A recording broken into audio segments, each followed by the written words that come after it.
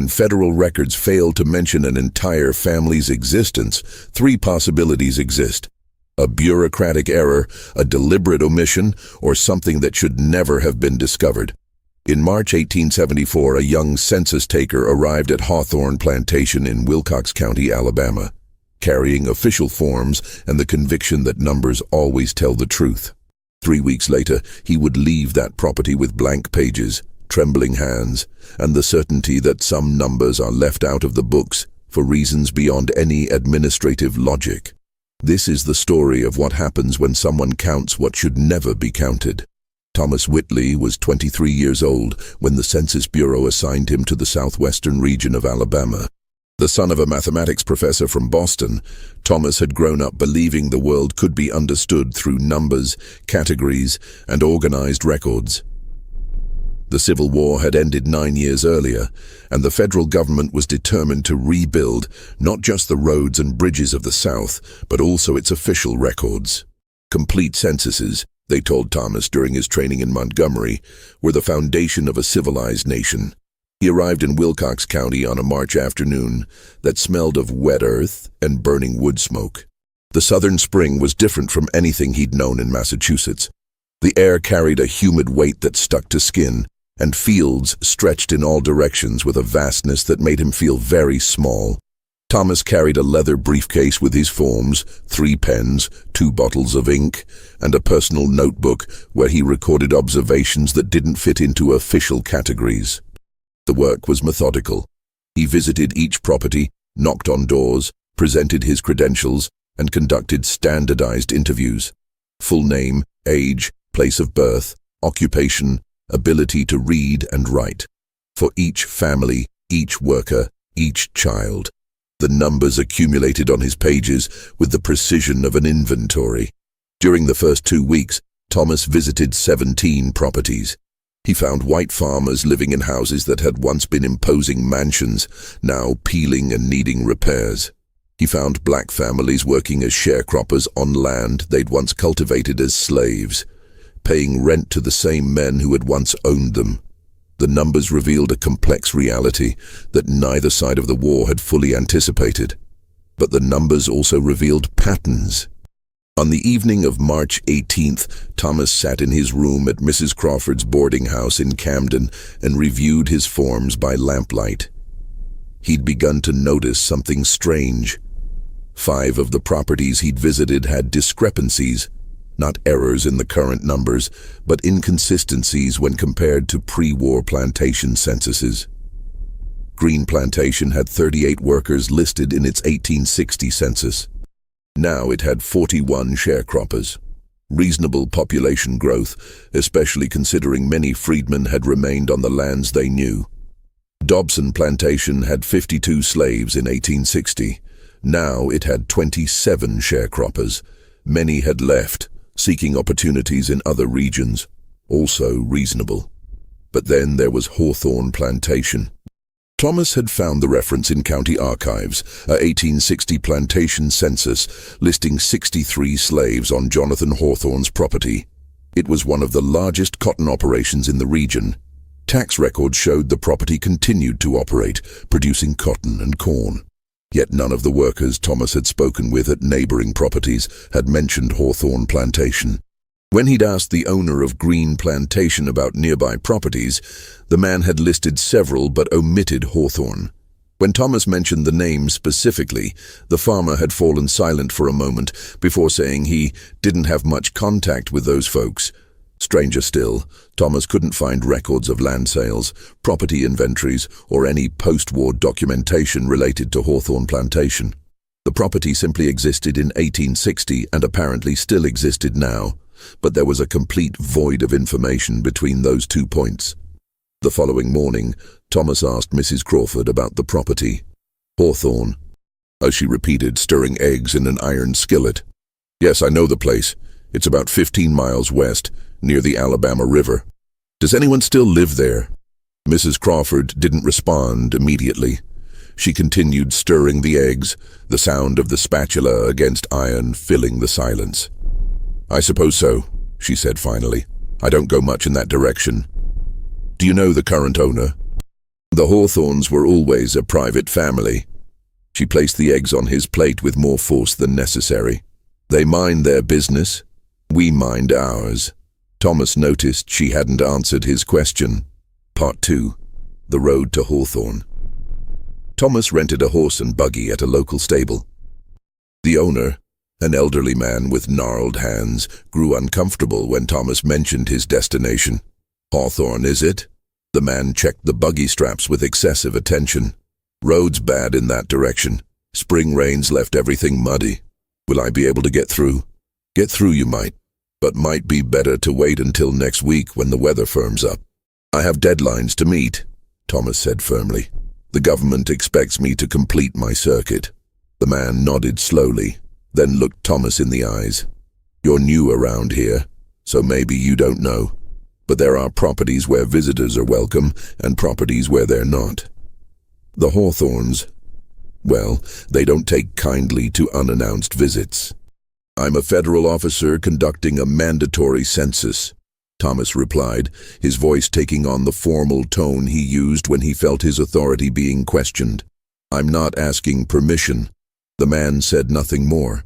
The road west was exactly as bad as advertised. The buggy moved slowly through trails that oscillated between dry dust and sticky mud, passing abandoned fields where wild cotton grew in ghostly rows. Thomas passed 3 smaller properties, all showing signs of occupation, but no visible activity. Smoke rose from chimneys, clothes dried on lines, but he saw no people. After 4 hours, the road narrowed until it became little more than 2 wheel tracks winding between pine trees. The vegetation grew denser, rows of ancient trees creating a canopy that blocked the afternoon sun. The temperature dropped, and Thomas realized he could see his breath in the air. Then the forest opened, and he saw Hawthorne Plantation for the first time. The main house rose at the end of an oak-lined avenue. It was a large 2-story structure, antebellum style, with white columns at the front. But something was wrong with it. It took a moment for Thomas to identify what bothered him. The house was perfectly maintained. There was no peeling paint, rotting wood, or broken windows. In a region where even the wealthiest properties showed signs of post-war deterioration, this house looked recently painted. Beyond the main house, Thomas saw the quarters, the slave cabins, now presumably occupied by free workers. There were at least 20 visible structures arranged in 2 orderly rows. Smoke rose from some chimneys. In the distance he could see fields prepared for planting, barns, and a structure that appeared to be a smokehouse. But as with the properties he'd passed on the road, there were no visible people. Thomas guided the buggy down the avenue. The only sound was the clop, clop, clop of horse hooves and the creak of wheels.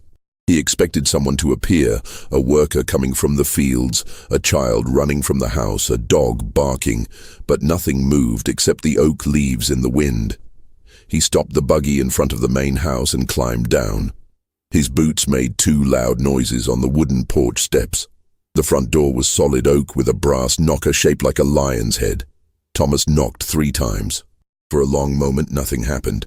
He was about to knock again when he heard footsteps from the other side. The door opened. A white man of approximately 50 years stood in the threshold. He had graying hair carefully combed, a precisely trimmed mustache, and wore a dark suit that would be appropriate in a Montgomery law office. His eyes were pale gray and studied Thomas with an intensity that made the young census taker feel instantly assessed and judged. "Can I help you?" The voice was polite but not warm. "My name is Thomas Whitley. I'm a federal census taker assigned to Wilcox County." Thomas showed his credentials. "I'm conducting the official census and need to collect information about all residents of this property." The man looked at the credentials without touching them. "I see. My name is Edmund Hawthorne. This is my property. Are you descended from Jonathan Hawthorne?" "I'm his son." Thomas nodded and pulled out his notebook. "Mr.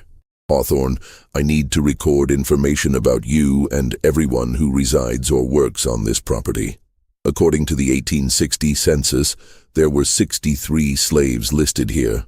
I presume many now work as free employees or sharecroppers." Edmund Hawthorne was silent for a moment. Mr. Whitley, as you can see, my property is considerably isolated. We don't typically receive official visitors. The census is mandatory under federal law, sir. I'm not asking permission, I'm performing my assigned duty. Of course. Edmund gave a small smile that didn't reach his eyes. And I appreciate the dedication to duty. However, it's late in the afternoon, you've traveled a long distance, and this process will presumably take considerable time. Perhaps it would be better for you to return tomorrow morning, when you can begin with full daylight. Thomas looked at the sky. The sun was low, but there were still at least 2 hours of daylight. Sir, I would prefer to begin today. I insist. Edmund's voice remained polite but took on a tone of finality. The road back is treacherous at nightfall. You're welcome to return tomorrow at dawn. I'll be expecting you. There was something in the way he said it. I'll be expecting you. That made Thomas hesitate. It wasn't exactly a threat, but there was a quality of warning in those words. Very well, Thomas said finally.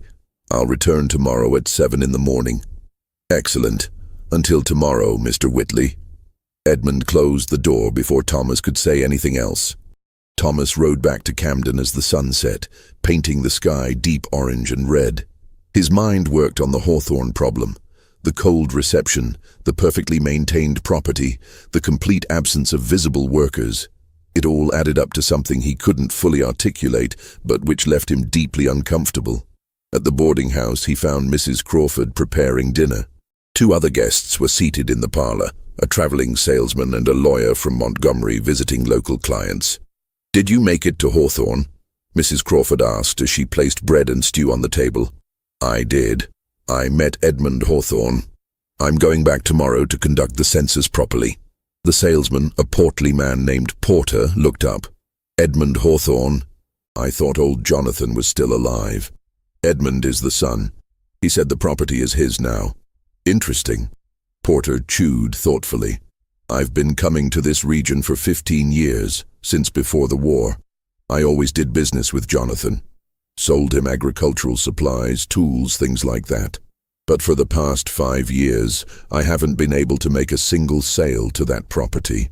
They always say they already have everything they need." "Perhaps they do," Mrs. Crawford said quickly. "Some properties are more self-sufficient than others." "No property is that self-sufficient," Porter insisted. "Everyone needs nails, rope, replacement tools, seeds. It's impossible to produce everything yourself." The lawyer, a thin man named Larson, interjected. "I've worked on several property cases in this county over the past 2 years. Inheritance issues, boundary disputes, title transfers. It's remarkable that I've never come across any legal documents related to Hawthorne Plantation. No recorded deeds, no filed wills, no property litigation. For a property of that size, that's highly unusual." "Maybe they just avoid legal troubles," Mrs. Crawford suggested, but her voice sounded strained. Thomas seized the opening. "Mrs. Crawford, you mentioned the Hawthornes were always a private family. How long have they owned that land?" She hesitated. "Jonathan Hawthorne built that house in the 1830s, I believe. 40 years ago, maybe more. And did you know his family? His wife? His children?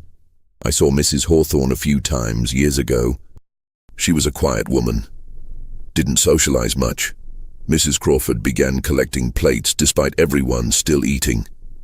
"And as for the children, well, like I said, they kept the children out of the public eye." "Children," Thomas repeated. "Did Edmund mention other family members?" "I didn't ask. But in the 1860 census, Jonathan Hawthorne is listed with a wife and 3 children. Edmund would be one of them. There must be at least 2 more." Mrs. Crawford didn't respond. She carried the plates to the kitchen, and the sounds of dishes being washed filled the uncomfortable silence. Larson, the lawyer, looked at Thomas with renewed interest. "Are you saying you can't find records of the family after 1860? "I can't find anything. No tax records specifying how many residents, no documentation about the transition from slave to free labor, no worker lists, nothing. The property exists, apparently still produces crops, but it's as if the people living there simply aren't being counted. Counted by whom? Porter asked. By anyone. Not by the county, not by the state, not by the federal government.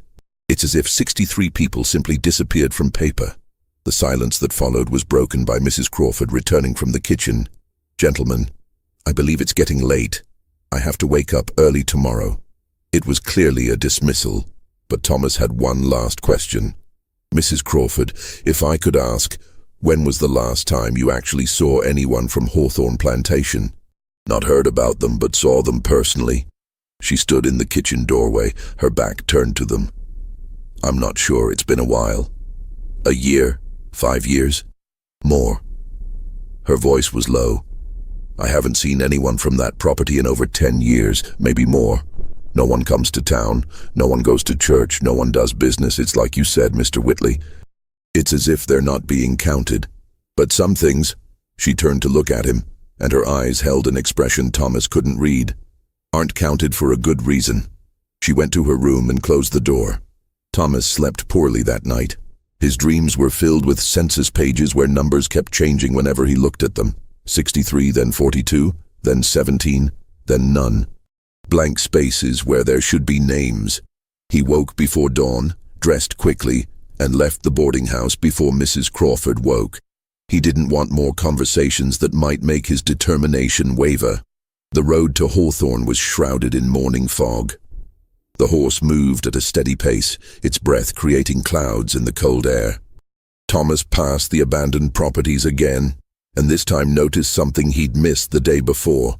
There were recent wheel tracks in the road, as if several wagons had passed recently. But in which direction? It was impossible to tell. He arrived at Hawthorne's Oak Avenue at 7:15. The sun was rising, casting long, golden rays through the trees. The main house looked different in morning light, less imposing perhaps, but also more real.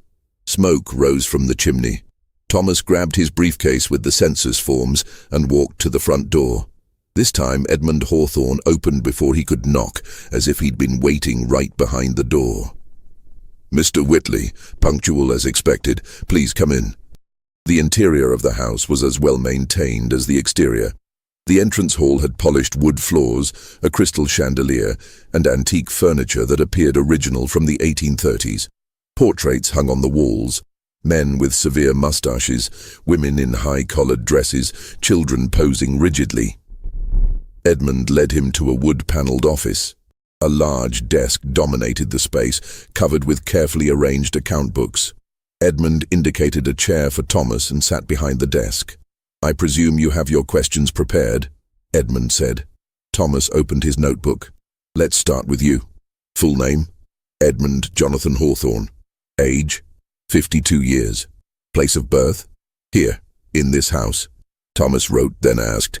Marital status? A pause. Widowed. Children? None. Occupation? Landowner and farmer. Can you read and write? Yes. Thomas continued through the standard questions, and Edmund answered each with the same concise precision. But when Thomas asked about other residents of the house, Edmund hesitated for the first time. Other residents, he repeated. Yes. The 1860 census lists your father Jonathan Hawthorne, your mother Sarah, and 3 children, presumably you and 2 siblings. Where are they now? My father died in 1862. My mother died in 1865. My 2 brothers no longer live here. They left the property? Yes. And where did they go? We don't maintain correspondence. Thomas noted this, though it seemed strange. What about other family members, cousins, uncles, dependents? There's no one else in the main house. And the workers? The 1860 census lists 63 slaves on this property. How many remained after emancipation? Edmund became very quiet. His fingers drummed once on the desk, a movement so brief Thomas almost missed it. None. None? Thomas looked up from his notes. Mr. Hawthorne, I saw the quarters outside. I saw smoke from chimneys. I saw fields prepared for planting. Someone is working this land. You asked how many remained after emancipation, and I answered honestly, none. All who were here in 1865 left. Then who works the property now? I hired new workers. How many? The number varies. I need an exact number, Mr. Hawthorne. That's what I'm here for. Edmund stood and walked to the window. He looked out for a long moment, hands clasped behind his back. When he spoke, his voice was carefully controlled. Mr. Whitley, I must make a confession. I don't keep complete records of my workers. Some come seasonally, work for a few weeks or months, and then move on. It's difficult to maintain precise count. It's unusual for an operation of this size not to keep payroll records. Perhaps. But I value privacy, and many who work here value it as well. They prefer informal arrangements. Thomas felt his frustration growing. Mr. Hawthorne, I'm not here to judge your business arrangements, but the federal census is mandatory. I need to count every person who resides or works regularly on this property. If you refuse to cooperate, I'll be forced to report that refusal to federal authorities. Edmund turned from the window. For the first time, something passed across his carefully controlled expression. Not exactly anger, but something colder. Assessment, perhaps, as if he were measuring Thomas and calculating odds. Very well, Edmund said finally. If you insist, I can take you to the quarters. You can count the workers personally. But you must understand, they're simple people, not accustomed to government officials. They may not answer your questions easily. That's acceptable. I'm accustomed to working with varied populations. Then let's go. Edmund took a coat from a hook near the door. But Mr. Whitley, a warning. Don't attempt to speak with the workers without my presence. They trust me, and only me. Any attempt to bypass my authority will only frighten them and make your work more difficult. It was a strange demand, but Thomas nodded. He followed Edmund out of the house. The morning had warmed slightly, though the air was still cold. Edmund led Thomas along a path that wound behind the main house, through an abandoned garden where wild roses grew unchecked, and to the area where the quarters were located. As they approached, Thomas could see the structures more clearly. There were 20 cabins arranged in 2 parallel rows, each identical. Mud-covered plank walls, shingled roofs, a small window, a door. They were better-built structures than many slave quarters he'd seen, but still basic. Smoke rose from 8 of the 20 chimneys. Only 8 cabins occupied? Thomas asked. At the moment, yes. As I mentioned, the number varies. They walked to the first cabin. Edmund knocked on the door 3 times, paused, then knocked twice more. A pattern, Thomas noted. A code. The door opened slightly, and a middle-aged black man appeared. He looked at Edmund, then at Thomas, and immediately his face assumed a neutral, closed expression Thomas recognized. The mask that oppressed people learned to wear around white authorities. "This is Mr. Whitley," Edmund said. "He's a federal census taker. He needs to ask some questions." The man said nothing. Thomas pulled out his notebook. "Your name, sir?" Silence. "It's an official record," Thomas said gently. "It won't bring any trouble. I just need your name." The man looked at Edmund, who nodded almost imperceptibly. "Robert," the man said finally. His voice was low, scratchy. "Surname?" "Just Robert." "Age?" "Don't know exactly. 40-something. "Where were you born?" "Georgia, I reckon." Thomas continued asking questions, and Robert answered each with minimal reluctance. He worked in the fields, had no family, couldn't read or write. The answers were adequate but completely empty of detail. It was like filling a form with placeholders instead of real people. They moved to the second occupied cabin. A woman this time, who identified herself as Hannah, approximately 30 years old. Same vague answers, same monotone. No family, no history, no details. At the third cabin they found 2 men. Brothers, they said, named Marcus and James. Both in their 20s, both with the same carefully empty non-answers. By the 4th cabin a pattern was forming. All the workers were black. All claimed to have arrived in recent years. None had family connections on the property. None had specific stories about where they came from or why they came to Hawthorne. None maintained contact with the outside world. And something else Thomas was beginning to notice. They all looked tired. Not the normal tiredness of hard agricultural work, but something deeper.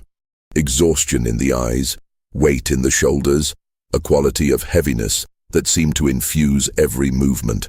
At the fifth cabin, they found a family. A man, a woman, and 2 children. The man identified himself as Samuel. When Thomas asked about the children, Samuel hesitated for a long time before answering. "This is Jacob, he's 8. This is Mercy, she's 6. The children stood behind their mother, looking at Thomas with wide eyes. He smiled at them, trying to be reassuring. "Do you go to school?" Before the children could answer, Edmund intervened. "There's no school close enough. The children help with light tasks on the property." Thomas looked at the children again.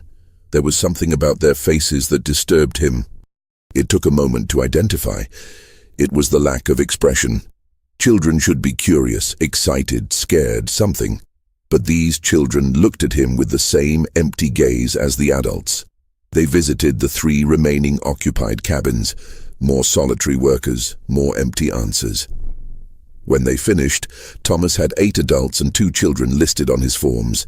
10 people total. 10 people working a property that once employed 63. "Is that it?" Thomas asked when they returned to the open area between the rows of cabins. 10 people manage this entire operation? I said the number varies. More will come when planting season is in full swing. What about the 12 empty cabins? When were they last occupied? I don't keep such detailed records. Thomas looked at Edmund, trying to read the older man's expression. There was something wrong here. Deeply wrong, but he couldn't articulate exactly what.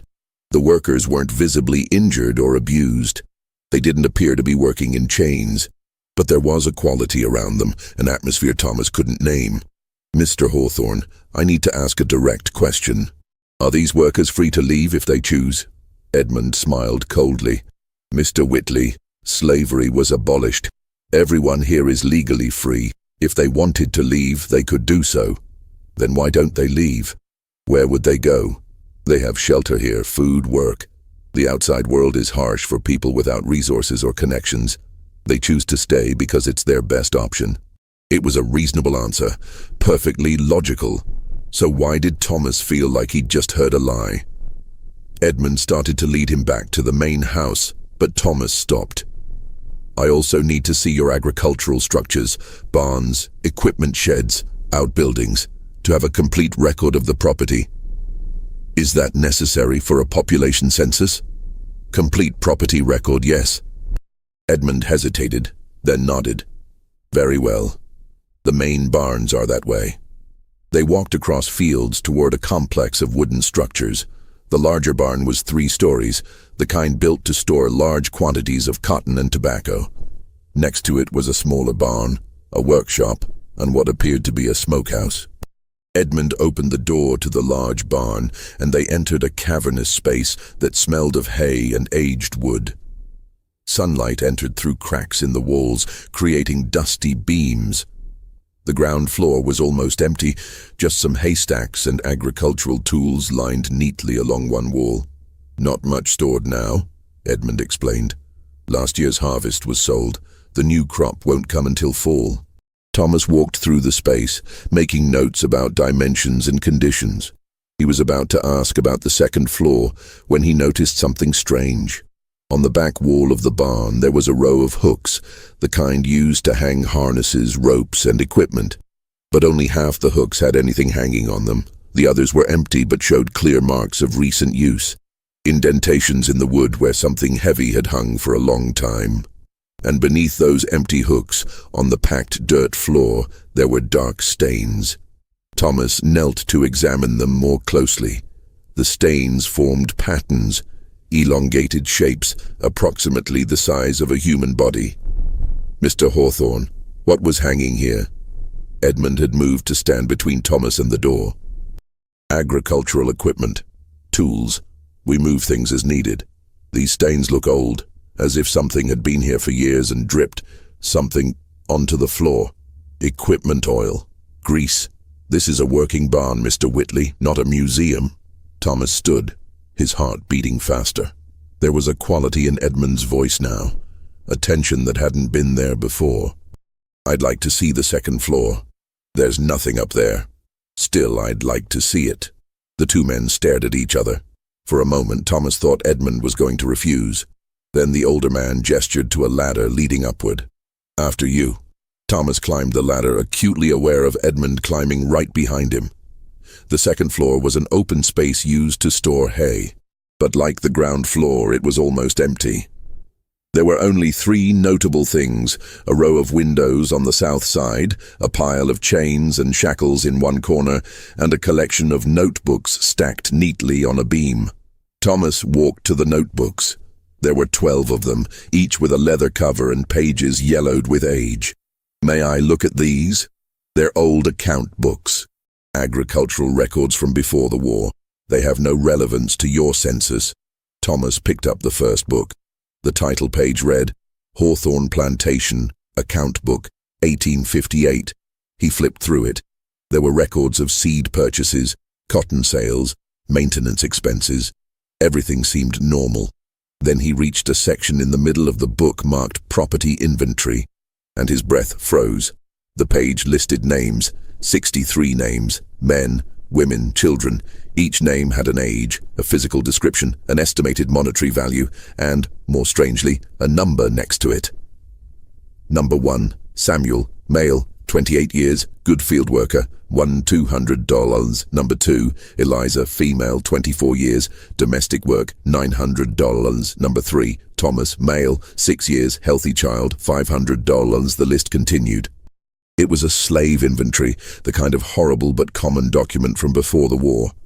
But what made Thomas's stomach turn was that the numbers continued beyond 63. Number 64, Marcus, male, 22 years. Number 65, Hannah, female, 19 years. Number 66, Jacob, male, 5 years. And the numbers kept going, 67, 68, 69, up to 84. Thomas flipped through the other books quickly. Each year had a similar list. The numbers always went up. In 1859, the list went to 91. In 1860, to 98. In 1861, to 107. But the official 1860 census listed only 63 slaves. Mr. Hawthorne, Thomas said, his voice trembling slightly. Can you explain this? Edmund had climbed the stairs silently and now stood beside Thomas. He looked at the books with an unreadable expression. Agricultural records, as I said. These are slave inventories, and they list far more people than the official census ever recorded. More than 40 additional people. Accounting errors. Duplicates, perhaps. Sir, these are not accounting errors. These are careful, consistent records of people who existed but were never officially counted. Thomas felt anger growing through his fear. These are people who were kept here illegally, hidden from official records. Edmund was quiet for a long time. When he finally spoke, his voice was very calm, almost reflective. Mr. Whitley, let me ask you a question. You're a man of numbers, of records, of official order. So tell me, what happens to people who aren't counted? If someone never appears in a census, is never recorded in any legal document, officially never existed, what happens to that person? They still exist. Documents don't determine existence, don't they? Edmund picked up one of the books and flipped through it. Suppose a farmer wanted to buy more slaves than the law allowed him to bring into the state. Suppose he found suppliers who could provide people who were never recorded on any ship manifest, any auction sale, any transfer document. Would those people exist? Thomas felt cold running down his spine. You're describing slave smuggling, illegal trafficking. I'm describing hypothetically, but yes, that's what we're talking about. And when the war ended, when emancipation was declared, what do you think happened to people who officially never existed? How could they be freed if they were never officially enslaved? They were still entitled to freedom. The 13th Amendment made no exceptions. Exceptions? Edmund laughed, a hard sound without humor. Mr. Whitley, you're young. You don't understand how the world really works. People without records, without families looking for them, without documentation of their existence, those people can disappear and no one would ever know. No one could know, because for all official purposes they were never here. Thomas took a step back. His entire body was trembling now. What did you do with them? Me? I did nothing. My father, however. Edmund looked out the window at the property below. My father was a pragmatic man. When he bought people who weren't in the official books, he kept them that way. He built extra cabins beyond the visible quarters. He kept them away from roads, away from visitors, away from official eyes. And when the war ended, when federal officers came to make their inspections and announce emancipation, they only counted the 63 people who were in the official books. The others, well, how could he report people who officially didn't exist? But they existed. They were human beings. Where are they now? Edmund turned to look at him. His eyes were completely cold. Some ran away during the war when the overseers left to fight. Some died of disease and work. Some, he paused, were transferred. Transferred where? To other operations where their lack of official papers made them valuable. There's always a market for labor that doesn't need to be recorded, Mr. Whitley. You'd be surprised how many wealthy people in the South, and in the North, by the way, employ workers without documentation, without wages, without the annoying protection of federal laws. Thomas felt sick. You're describing continuing slavery, years after abolition. I'm describing economic realities. I'm describing what happens to people who fall through the cracks of your precious official records. Do you want to count them now? Edmund gestured to the notebooks. Add 44 ghosts to your census, people who exist in old books but nowhere else. And the workers I met today in the quarters? Ah, yes. Edmund smiled. Those are different. Those came voluntarily, you know. Desperate people. Nowhere to go. No family looking for them. I offer shelter, food, work. I don't hurt them, I don't chain them. But I also don't register them, I don't report them. And they stay because... He paused. Because they understand that outside these boundaries, the world is no kinder to them than I am. At least here, they exist. Even if only I know it. Thomas backed toward the ladder. Every fiber of his body was screaming for him to leave that barn, ride back to Camden, and report everything he'd discovered. But Edmund blocked his path. Where are you going, Mr. Whitley? I'm going back to Camden and reporting what I found here to appropriate federal authorities. And report what exactly? That you found some old account books describing transactions that happened before the war. That you met 10 workers who choose to remain here. That you don't like how I manage my property. I'll report that you're keeping people in illegal servitude. Prove it. Edmund took a step closer. Bring a sheriff here. Bring a federal officer. Bring an entire commission. Let them interview my workers. Those people will say they choose to be here, that they're paid in accommodation and food, that they can leave when they want. Can you prove otherwise? Thomas didn't answer. And as for my private account books, well, those are private property. Confidential business records. You took them without permission, without a warrant. Any evidence you gather would be inadmissible. Edmund smiled. You're a man of rules, Mr. Whitley, so you know I'm right. The people in the books are no longer here, transferred, dead, lost to history. You can search for them, but how do you search for people who were never officially recorded? There are no birth records, no real surnames, no documentation. They're ghosts, Mr. Whitley, and ghosts can't be counted in a census. Thomas felt despair growing in his chest. Edmund was right. All he had were old books describing crimes that had happened years ago, with no identifiable victims, no living perpetrators except Edmund, whose most recent crimes were... what, exactly? Employing people without registering them? Running an informal agricultural operation? These weren't crimes that underfunded federal authorities would prioritize, especially against a wealthy white landowner in a region still resisting reconstruction. Then let me go, Thomas said. Of course. Edmund moved away from the ladder. "You're free to leave at any time. Complete your census, return to Camden, report whatever you want. But consider this. How many other places like this exist? How many other properties have hidden quarters and double books? How many people live uncounted across the South? You can report one property, but can you stop the system? Can you account for everyone who's fallen through the cracks?" Thomas descended the ladder without answering. He crossed the barn, stepped out into the sunlight, and walked quickly back to where he'd left his buggy.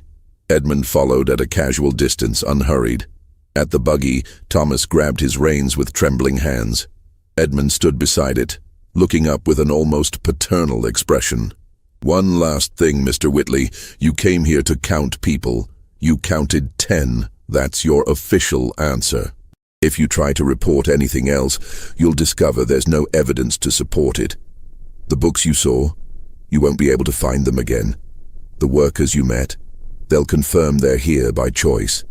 And as for any other people, well, as we've already established, people who were never counted can't be uncounted." He patted the side of the buggy. "Have a safe trip back." Thomas rode back to Camden in a daze. His mind spun through what he'd discovered, trying to find some action he could take, some authority who would listen. But the more he thought, the more he saw the truth in Edmund's warning. What could he actually prove? When he arrived at the boarding house, it was already late afternoon. Mrs. Crawford looked at his face and immediately made strong tea. "Didn't go well, I imagine." "No." Thomas sat heavily at the kitchen table. "Mrs. Crawford, what do you know about Hawthorne Plantation?" "The truth this time." She sighed and sat across from him. "I know what everyone knows, but what no one says. Jonathan Hawthorne trafficked slaves illegally. Not the ones who came through normal channels, but ones who were smuggled. Africans brought directly long after the slave trade was banned, children bought from foreign states, people stolen from small farms and sold without documentation. He kept them hidden, unreported, working on parts of his property that visitors never saw. Why didn't anyone report him? To whom? Before the war, slavery was legal. What authority would care if he had more slaves than he reported in his census? He paid taxes on 63. That was all that mattered officially. And after the war, she shook her head. After the war, we all had secrets we wanted to bury. Every property in this region did things during those years that wouldn't stand up to scrutiny. No one wanted to point fingers because no one wanted to be examined in turn. But those people are still there.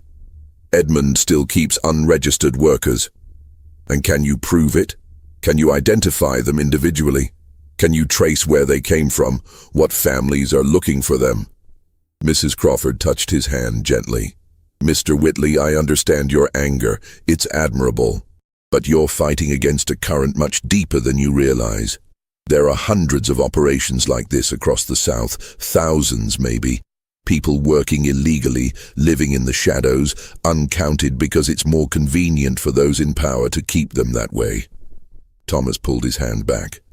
"So what am I supposed to do? Just write 10 names on my form and pretend I didn't see the books? Pretend I don't know about the other 44 people? 44 people who are probably no longer there. What about the 10 who are? What about all the other people like them on all the other properties? Mrs. Crawford, if we don't count these people, if we let them remain hidden and unrecognized, we're as guilty as those who hide them. Then count them." She stood and began preparing dinner. "Write a complete report. Send it to your superiors in Montgomery or even to Washington. See if anyone acts. But don't expect it to change anything, Mr. Whitley. The system was built to have cracks, and certain people will always fall through them." That night, Thomas sat in his room with a pen and blank paper. He wrote and rewrote his report a dozen times. Each version sounded weaker than the last. Suspected labor irregularities. Possible non-compliance with emancipation laws. Additional investigation recommended. Words that meant nothing. Words that bureaucrats in Montgomery would read and file and forget. Finally, he wrote the truth. Hawthorne Plantation, property of Edmund Hawthorne, Currently employs 10 workers without formal employment records. Historical account books indicate the property maintained unreported slaves before and during the Civil War. Exact number of victims unknown. Current whereabouts of most individuals listed in private records unknown. Recommendation: complete federal investigation with authority to seize private records and interview all workers without owner presence. He knew it would come to nothing, but at least he would have told the truth. Thomas completed his circuit of Wilcox County over the next 2 weeks. He visited 32 more properties, counted 612 more people, filled out 83 more forms. Good, thorough work. But he couldn't stop thinking about Hawthorne. Before leaving Camden to return to Montgomery, he made one last attempt. He rode back to Hawthorne Plantation, this time without announcing his coming. He arrived at noon on a clear April day. The property was empty. Not just empty of people, which could be explained by everyone working in the fields, but empty in the sense of abandoned. The quarters had no smoke rising from chimneys. The main house had shutters closed. When Thomas knocked on the front door, no one answered. He walked around the property, calling out. Complete silence except for wind in the trees. He went back to the barn where he'd seen the account books. The ladder was still there, but when he climbed to the second floor, the books were gone. The beam where they'd been was empty, except for a thin layer of dust that looked undisturbed for years. At the quarters, he pushed doors open one by one. Each cabin was empty. No furniture, no clothes, no sign anyone had ever lived there. Even the soot in the fireplaces looked old, like from fires made long ago. Thomas stood in the center of the empty quarters complex, turning slowly in a circle. He had been here. He'd spoken with 10 people. He'd written down their names. He'd seen smoke from chimneys, heard their voices. He wasn't crazy. But as he stood in that silent, empty place, a cold doubt crept into his mind. How much of what he'd seen was real? How much was staged? Edmund had known he was coming. Edmund had had time to prepare. The workers Thomas had interviewed, were they real, or were they actors playing roles? The books he'd read so briefly, could they have been forgeries, planted specifically to be found? No. He refused to believe that. The books were too old, the details too specific. No one could falsify decades of accounting records just to deceive a single census taker. Which meant everything had been real, and Edmund had simply erased it, moved the workers, destroyed the evidence, and swept the property clean of any proof. Thomas returned to Camden, completed his final paperwork, and left for Montgomery. He turned in his comprehensive report on Hawthorne to his supervisor, a middle-aged man named Harrison, who barely looked up from his desk as he placed the papers on a pile. Labor irregularities? Harrison grunted. Add it to the list. Half a dozen supervisors have reported similar things from across the state. We're underfunded and understaffed. Unless you have evidence of literal slavery, chains, whippings, sale of people, there's little we can do. But the books that you can't produce, that may or may not have existed, Mr. Whitley. Harrison finally looked at him. I understand your frustration, I really do. But there are limits to what we can investigate and prosecute. If every allegation of unfair worker treatment required full federal investigation, we'd need 10,000 agents just for Alabama. We have 52. Do the math. Thomas did the math, and the numbers told him that Edmund Hawthorne was right. Some people would fall through the cracks and no one would come to save them. Thomas Whitley continued working for the Census Bureau for 3 more years. He conducted censuses in 6 different counties, counted thousands of people, filled out thousands of forms. The numbers accumulated, creating a statistical portrait of Reconstruction. But he never forgot Hawthorne. In 1875, he made discreet inquiries. Hawthorne Plantation was still listed in county tax records. Someone was still paying taxes on the property, which meant someone still owned it. But when he tried to find out who, the records became confusing. One will listed Edmund Hawthorne as owner. A tax document listed a corporate trust. A deed record mentioned a company based in Mobile. It was impossible to determine who actually controlled the property. In 1876, Thomas married a woman from Montgomery named Catherine. She was a teacher and shared his passion for justice and his hatred of injustice. He told her about Hawthorne on their honeymoon, unable to keep the secret any longer. "Then let's go there," she said simply. "Let's see for ourselves." They traveled to Wilcox County in May 1876, 2 years after his first visit. Mrs. Crawford's boarding house was still operating, though the lady herself seemed to have aged a decade in 2 years. "Still thinking about Hawthorne?" she said when Thomas mentioned his destination. "Let it be, Mr. Whitley. Some places are better left alone." But he and Catherine went anyway. The property looked exactly as it had on his second visit. Empty, silent, undisturbed. But this time, when they explored more thoroughly, Catherine noticed something he'd missed. "Thomas, look at this." She was near the northern edge of the property, where dense forest met cultivated fields. There were graves, unmarked, just mounds of earth arranged in orderly rows. Catherine counted aloud as they walked among them. 41, 42, 43, 44. 44 graves. Thomas knelt beside the first one.